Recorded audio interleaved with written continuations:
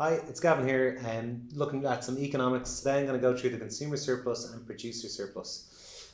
So just to start with the consumer surplus, we want to look at it, what it is, and then we'll look at how you would show it on a graph. So the consumer surplus is literally the difference between what I would be willing to pay for something and what I get to pay for it. So if I'm willing to pay €2 for a can of Coke and I get to spend 120 on it, then I enjoy a consumer surplus. So it's just that difference between a consumer willing to spend and what they actually spend. So if we think of that in numbers, if in the market something costs €4 in a marketplace and the consumer would have been willing to pay €6, we would say that they would enjoy a consumer surplus. And a consumer surplus can only be positive because if you weren't willing to pay it, you wouldn't buy it. So a consumer would enjoy a consumer surplus then of the difference between them. So the consumer surplus in this instance would be €2. Okay, so if we think about that then, a consumer surplus is anyone willing to spend more than they have to buy a product. So when we go and look in our demand and supply curve and market equilibrium here, if we look at our normal downward sloping demand curve and upward supply curve, the price in the market then would be €3. So the market is in equilibrium here. That means that the price settles at €3. So in this instance then, there's going to be people who would be willing to spend more. So if we look at the price of €4 and we come across to our demand curve, we would see that the quantity demanded is 2 at €4. So it could be one or two people willing to pay €4 for two items.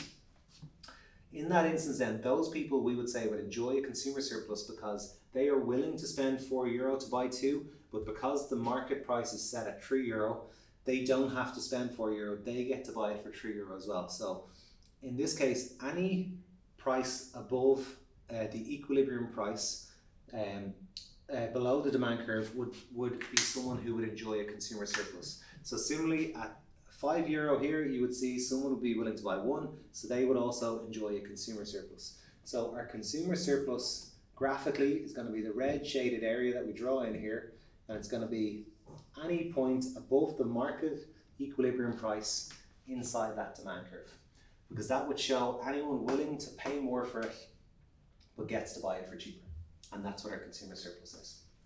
Okay, so that's just the consumer, so we're thinking about who's buying, but the supply, we also want to think about who's selling what, the firm.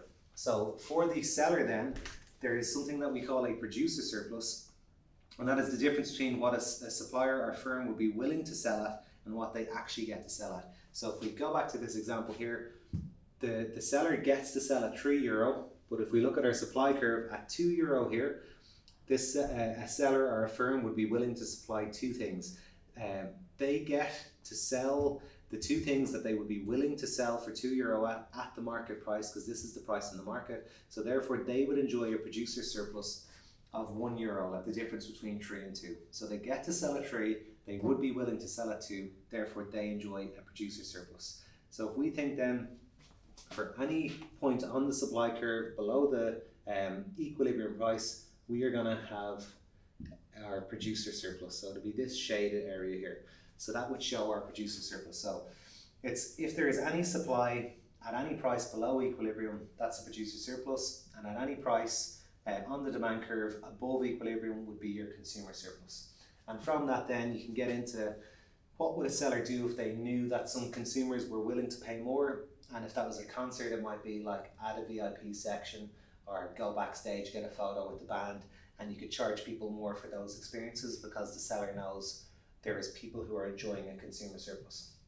So in economics, the aim of the firm is to reduce the consumer surplus and sell at higher price as possible. And I suppose the buyer then would be trying to reduce the seller's surplus or producer surplus and get them to try and sell for as low as possible or as close as possible what they would be willing to sell.